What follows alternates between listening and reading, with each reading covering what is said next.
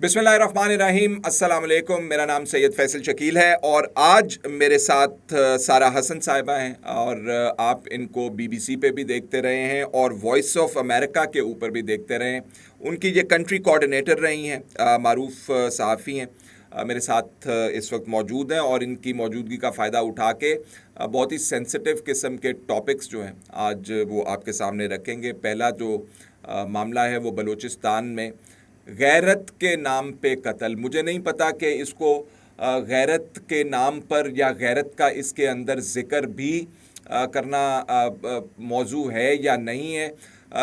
बिल्कुल मौजू नहीं है। गैरत का इसके अंदर किसी किस्म का कोई शायबा जो है इस इंसिडेंट के अंदर नज़र नहीं आता। आप ये मनाजिर जो हैं अपनी स्क्रीन के ऊपर देख रहे होंगे, पहले भी आपने देखे होंगे। जो ख़ास बात इसके अंदर है वो ख़ातून की गुफ्तगू है जिसमें वो कह रही है कि हाथ मत लगाओ, तुम्हें गोली मारने का कहा गया है, उसी को बस तुम फॉलो करो।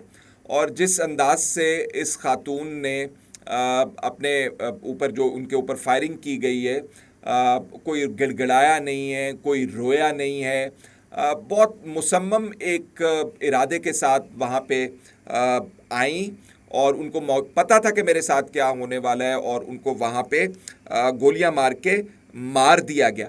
अच्छा, अब इसमें बहुत सारी चीज़ें हैं जो अगर हम हिस्टोरिकल पर्सपेक्टिव के अंदर जाएं तो हमें पता चलेगा कि आपके दीन में भी इजाज़त है कि आप पसंद की शादी कर सकें। तो ये जो रस्म व रिवाज हैं जो गैरत का जो इस्तेमाल करके जिनको नाम के ऊपर बिल्कुल ही एक अलहदा तरीके से मामलात को जो है वो देखा जाता है, वो बहुत गलत है। तो सारा ये जो हम बात करते हैं बार बार गैरत के नाम के ऊपर कत्ल के हवाले से, इसमें को बैकग्राउंडर के तौर पर आप हमें बता सकती हैं कि नॉर्मली ये जब किया जाता है तो असबाब क्या होते हैं? ये जो गैरत के नाम पे हम बात करते हैं, क्या मामला क्या होता है? कुछ थोड़ा सा if you could shed light. Yes, thank you Faisal, आपने इस हसास टॉपिक पे बात करने को मुनासिब समझा। देखिए, गैरत क्या है? हमेशा गैरत को खातून से क्यों जोड़ा जाता है? क्या गैरत कोई ऐसी चीज़ है या खातून एक अजनास है, कमोडिटी है? कमोडिटी क्या है। आपकी गैरत उनके साथ लिंक्ड है? क्या गैरत? अगर एक औरत ने अपनी पसंद की शादी की है, जो कि उसको दीन भी उसकी इजाज़त देता है, माशरा भी उसकी इजाज़त देता है, तो फिर वो ज़रूरी है कि आपने उसको अपने से जोड़ना है कि अगर आप रजामंद हैं तो शादी होगी नहीं होगी। और देखिए, क्योंकि पाकिस्तान की एक ट्राइबल सोसाइटी है, हमारे यहाँ रसूम व रवाज हैं, लेकिन ये जो रवाज है कारोकारी, हाँ। संसारी, ये ज़माने जाहिलियत के दौर की रस्में थी जिसको आके इस्लाम ने ख़त्म किया है। अगर अभी भी इस दौर में, तरक्की याफ्ता दौर में भी ये रसूम मौजूद है, तो इसमें कसूर ख़वातीन का नहीं, वो मेंटेलिटी का है, वो पिदरशाही निज़ाम का है जो कि मर्द को सपोर्ट करती है कि वो अपनी मर्ज़ी जहाँ मर्ज़ी चलाए वहाँ पे चला सकता है, कहीं गैरत के नाम पर, तो कहीं जायदाद हथियाने के नाम पर, और कहीं किसी और चीज़ के नाम पर। और ये बलूचिस्तान में जो हमें मिला, ये कोई अनयूजुअल इंसिडेंट नहीं है। ऐसे बहुत से इंसिडेंट्स पाकिस्तान में होते हैं। हर साल human rights commission of Pakistan की एक रिपोर्ट के मुताबिक एवरेज पाकिस्तान में 400 के करीब जो अफराद हैं वो गैरत के नाम पे कत्ल होते हैं। और ये वो केसेस हैं जो रिपोर्ट होते हैं, जो अखबारात में रिपोर्ट होते हैं, और उसके अलावा जो केसेस जिनका पता नहीं चलता। और अगर ये वीडियो सामने ना आती तो इस मामले का भी हमें पता ना चलता। और ईद से पहले का ये वाक़या है। अभी इसमें ताज़ा तरीन आपको बता दें कि सरदार साहब हैं, कोई उनको गिरफ़्तार किया गया है, 11 जो लोग हैं उनके साथ उनको गिरफ़्तार किया गया है।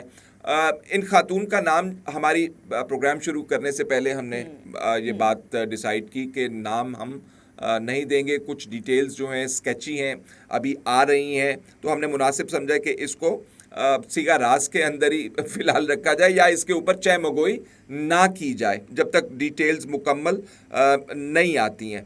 अच्छा, ये केस जो है कोई पहला केस नहीं है जो मीडिया के आने के बाद इसके ऊपर एक तूफ़ान उठा हुआ है और सही तूफ़ान उठा हुआ है। लेकिन इस तूफ़ान के पीछे जिस कल्चर का सारा ने जिक्र किया है उसके अंदर तमाम लोग पाकिस्तान के अंदर मुत्तफ़िक नहीं हैं। पॉकेट्स के अंदर ये रस्मो रिवाज जिसके अंदर कारोकारी का मामला भी सारा ने जिक्र किया, या गैरत के नाम के ऊपर, मुझे ये लफ्ज़ कहते हुए बहुत ज़्यादा सारा मुश्किल हो रही कि ये ऑनर के नाम के ऊपर कत्ल किए जाते हैं।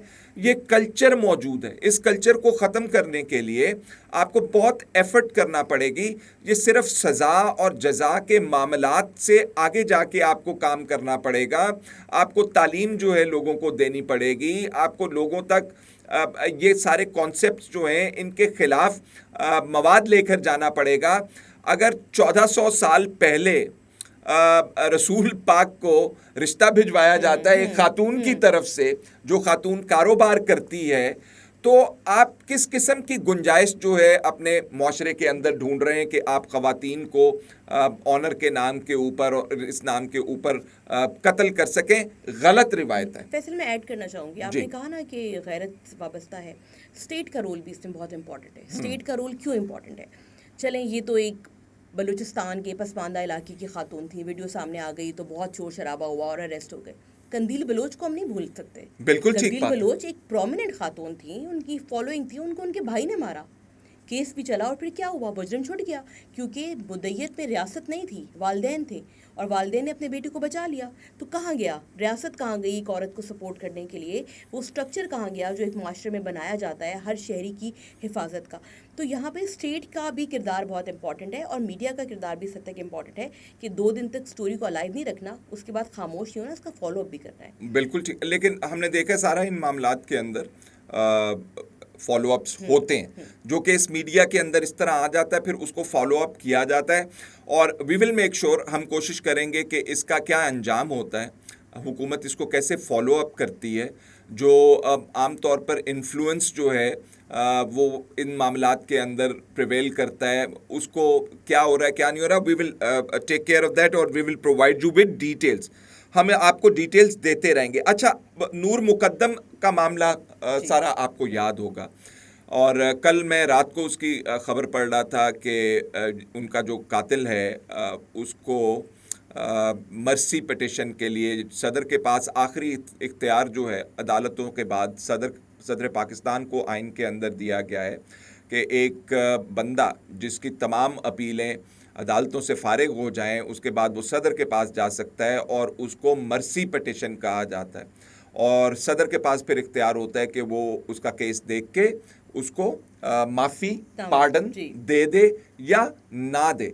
लेकिन इस केस में जो मैं खबर पढ़ रहा था मुझे हैरानी ये हुई कि बाकायदा तौर पर एक मेडिकल बोर्ड के लिए रिक्वेस्ट की गई है जिसके अंदर को पिम्स के डॉक्टर्स का नाम भी आ रहा था कि जी उनको जो भिजवाएं और इनका मेडिकल एग्जामिनेशन करें और उनका जहनी सूरत हाल का जायज़ा लें, साइकोलॉजिकली पता चले वो ठीक नहीं है ठीक है, ये कोशिश की जा रही है। यानी कि एक ख़ास एंगल से ज़ाहिर जाफ़र है इनका नाम, ज़ाहिर जाफ़र को ये कह के कि इनका जो दिमागी तवाज़ुन जो है वो ठीक नहीं है इसलिए इनको माफ़ी दी जाए, ये केस बनाने की कोशिश की जा रही है। सारा इनका मामला अदालत में जब गया था तो ये प्ली शायद ली गई थी। जी, उस टाइम पे भी बहुत ही मुश्किल समाअत थी और उस टाइम पे भी जो सलमान सफदर वकील थे ज़ाहिर जाफ़र के, उन्होंने हर मुमकिन कोशिश की थी कि वो मेडिकल ग्राउंड्स पे उनको रिलीफ दिलाएं, लेकिन अदालत ने रिलीफ नहीं दिया और ज़ाहिर जाफ़र की सज़ाए मौत को बरकरार रखा।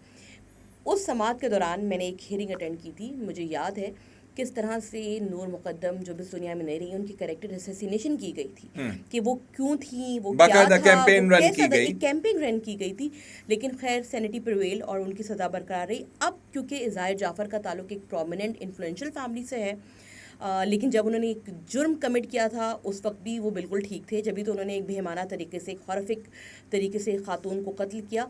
तो अभी अगर उनको किसी भी किस्म की रिलीफ मिलता है प्रेसिडेंट की तरफ से तो फिर again once again it shows कि सिस्टम की नाकामी है कि वो एक फैमिली, एक एग्रीव्ड फैमिली को कोई रिलीफ देने में कामयाब रहती है कि नहीं। ये ज़बरदस्त बात की है सारा ने कि अगर सदर साहब इनको रिलीफ देते हैं तो ये सिस्टम की नाकामी होगी, क्योंकि तमाम मराहिल से तमाम प्लीज़ जो हैं, जो तमाम रैशनल जो है कि जी ये नीम पागल है या साइकोलॉजिकली इसके बड़े मसले हैं, ये सारा अदालतों के अंदर डिस्कस हो चुका है। एक इसके अंदर अहम पहलू मुझे सारा थोड़ा सा नज़र आता है, वो ये कि ये जो उमरा के बच्चे और उनकी आदत, तमाम लोग एक जैसे नहीं होते माशरे के अंदर, लेकिन मैंने ऑब्जर्व किया है कि ये ड्रग्स का जो कल्चर है, इस्तेमाल का, जो ड्रग्स के इस्तेमाल का कल्चर है पाकिस्तान के अंदर, वो बहुत ज़्यादा है। और ये साहब जो हैं ड्रग्स इस्तेमाल करते रहे। जिन दिनों में इन्होंने उनको अगवा करके रखा नूर मुकद्दम साहिबा को और तशद्दुद करते रहे, ये रेगुलरली ड्रग्स का इस्तेमाल करते रहे।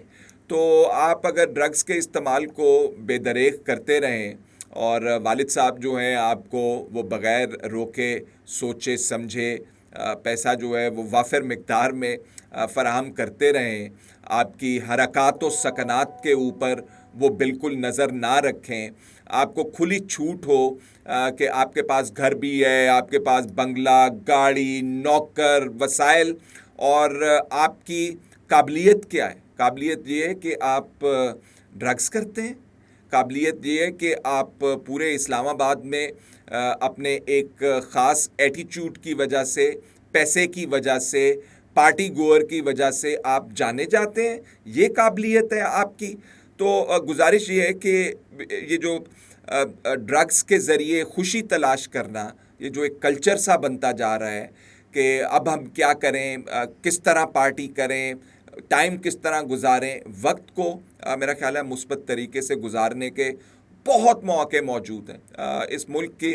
मेरा ख्याल है तरक्की के लिए आप उन मुस्बत पहलुओं को तरफ गौर करें तो पाकिस्तान मेरा ख्याल है बहुत आगे जा सकता है, इंस्टेड ऑफ जी। ड्रग्स जो हैं ये एक ख़ास मकासद के लिए बनाई गई थी। जो केमिकल ड्रग्स होती हैं ये हमेशा मिलिट्री पर्पसेस के लिए होती हैं कि जब आप मैदान जंग में हो, महाज में हो और आपने दुश्मन का मुकाबला करना हो, तो ये इसलिए नहीं होती कि आप पार्टी में इस्तेमाल करें। तो इनका ये मिसयूज़ है और इस पर भी कैंपिंग्स की ज़रूरत है ताकि लोगों को बताया जाए कि ये कितनी लीथल हैं, कितनी मोहलिक हैं। और कई लोग तो वैसे ही लेके मर जाते हैं, बिल्कुल ठीक है, मर जाते हैं। बिल्कुल ठीक है। अच्छा, और ये आपने ड्रग्स का हवाला दिया तो मुझे याद आ गया, ये जो हाल ही में जो एक्ट्रेस अपने अपार्टमेंट के अंदर हुमैरा अस्कर मुर्दा पाई गई हैं, वो केस मुझे याद आ गया। मैं सोच रहा था वैसे ही कि ये किसी मर्द एक्टर की लाश क्यों नहीं निकली। ऐसे वाक़यात के अंदर खातून एक्ट्रेस और ख़वातीन की जान ही क्यों जाती है। ये मेरे जहन में आ रहा था कि ये कोई मर्द भी हो सकता था, लेकिन इंस्टेड ये उसी हुमैरा अस्कर की लाश क्यों हुई, कंदील बलोच के साथ ही ये क्यों हुआ। तो हमारे माशरे में जिस तरह ख़वातीन को ट्रीट किया जाता है रिग्रेटेबल है। जैसे सारा ने जिक्र किया कि आप इनको ऑब्जेक्ट ना समझें, ये ना समझें कि ये कोई ऐसी चीज़ है जिसको आपने हासिल करना है या जिसकी आपने हिफाजत ही करनी है। बियॉन्ड उसके जांचें, इनका रोल जो है माशरे के अंदर बहुत ज़्यादा अच्छा है। और अगर आप उमूमी तौर पे बच्चों और बच्चियों का मुआवजा करें ना, एक फैसल में आप सॉरी जी प्लीज़ मैंने आज एक खबर पढ़ी है कुछ देर पहले अखबार में, मुझे बड़ी खुशी हुई पढ़ी। मुझे हमेशा ये होता था कि हमेशा हमें अपनी वल्दियत के नाम से पहचाना जाता है। मेरी ज़ाती ख्वाहिश थी कि मेरी माँ का नाम भी मेरी नाम के साथ आए, क्योंकि मदर्स का रोल बड़ा इंपॉर्टेंट होता है। मतलब बर्थ माँ देती है, तख्लीक तो वो करती है खुदा के बाद। तो आज मैंने पढ़ी खबर कि अब जो पासपोर्ट है उस पर वालदा का नाम भी लिखा होगा। ज़बरदस्त है। This news give me such kind of look, being as a mother, women, एक इंकॉम्प्लिशमेंट, एक एक्नॉलेजमेंट कि अगर ये हो जाता है तो बहुत अच्छी बात है। आखिरत में भी वालदा का नाम से उठाया जाएगा। दुनिया में क्यों बनाया हुआ है? वालिद के नाम से नहीं वहाँ पे पुकारा जाएगा, आपको वालदा के नाम से पुकारा जाएगा आखिरत के अंदर भी। अच्छा, अब last but not the least, क्योंकि मैंने ये जैस्मिन मंजूर वाले केस के ऊपर एंकर पर्सन हैं और उन्होंने तशद्दुद के हवाले से सोशल मीडिया के ऊपर ट्वीट की थी, और सहाफ़ी होने के नाते ये हमारी ज़िम्मेदारी होती है कि दोनों रुख जो हैं स्टोरी के हम आपके सामने प्रेजेंट करें, इसलिए कि मैंने इसका जिक्र किया था। दूसरा रुख भी अब उसका जिक्र करना ज़रूरी है कि जैस्मिन मंजूर साहिबा ने जो सोशल मीडिया के ऊपर या ट्विटर के ऊपर अपने ऊपर तशद्दुद की, अपने ज़ख्मी हालत की जो तस्वीरें शेयर की हैं, और उन्होंने इल्ज़ाम जिन के ऊपर लगाया था, उनके दूसरे शौहर थे जिनके ऊपर साबिका शौहर उनके ऊपर इल्ज़ाम लगाया था, तो साबिका शौहर की मौजूदा बीवी, उन्होंने ये क्लिप है, ये हम आपको दिखाना चाहते हैं, ये देखिए ज़रा। पे जो तस्वीर उन्होंने शेयर की अपनी, उसके नीचे थंबनेल्स आ रहे थे। अगर वो आप थंबनेल्स जाके देखें और यहाँ से उसको जूम करें तो ये वो ओरिजिनल खातून हैं जिनकी आंख को क्रॉप करके जैस्मिन मंजूर ने अपनी आंख के तौर पर शो किया और ग्रोक ने उनको पकड़ा। तो सारा ये दूसरा रुख हमारा दिखाना ठीक है, हम दिखा जी सकते बिल्कुल हैं। आप दिखाएं। देखिए मैं समझती हूँ कि सोशल मीडिया पे इस तरह की तस्वीर शेयर करने से पहले कोई भी शख्स चाहे वो खातून हो या मर्द हो उसको ख़ास करेज चाहिए होती है इस मौजू पे बात करने के लिए। बहरहाल जस्मीन ने अपना पर्सपेक्टिव पेश कर दिया है, दूसरी तरफ का मौक़िफ़ भी आ गया है। बेहतर जज लोग खुद हैं बिल्कुल ठीक है, और वक्त साबित कर देगा कि कौन सच बता रहा है, कौन लीड कर रहा है। बिल्कुल ठीक है। और इसके साथ इजाज़त दीजिए फैसल शकील और सारा हसन को। अल्लाह हाफ़िज़।